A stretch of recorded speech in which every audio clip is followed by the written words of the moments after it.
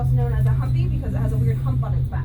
So we have our chum, sockeye, king salmon, silver, or coho, or we have our pink or our humpy. You take all 5 fingers, though, squish them together and lay them flat. You get a halibut, not a type of salmon, but definitely a fish worth mentioning and eating.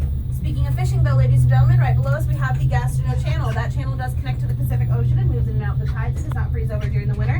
When the first Alaska Native settlers were here, they actually fished right out of this channel, but they did not live downtown. They lived out in the Auk Bay region, which is over there towards the Chilkat Mountain Range. The Chilkat Mountain Range is the one with all the snow on the top. And then right below, you can see that body of water. That's the Auk Bay region.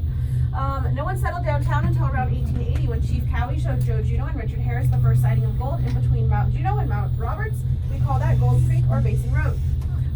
When the gold rush boomed in 1881, we actually had operational mines start popping up and staking their claim. However, today we're going to talk about the AJ mine.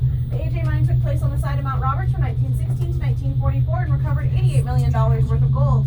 However, in today's economy, that would have been worth $4.6 billion. So from that mine, folks, we actually pulled a lot of rocks and boulders out of the side of the mountain. So what we did is we crushed it all up and utilized it to make most of our roadway here in Juneau, Alaska, including our Juneau International Airport runway located out in the valley, and this area right here with all of our barging equipment on it. Another fun fact about most of our roadway, folks, is we add up to about maybe in total 50 miles of road. That's because Juneau, Alaska is the only United States capital that's not accessible by road to any other city or town.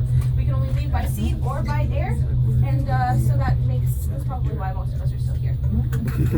Just kidding. Another mine that we can talk about is the Treadwell mine. It took place on the side of Douglas. You guys look over there, that sandy little region, and then you can see a little tiny building inside of the water. That's a ruin of the Treadwell mine. The Treadwell mine actually wanted to connect to the AJ mine, so they started digging tunnels beneath the Juneau Channel in order to reach the side of our mountain. However, one of their tunnels that they actually dug below the channel was recorded at 2,400 feet deep.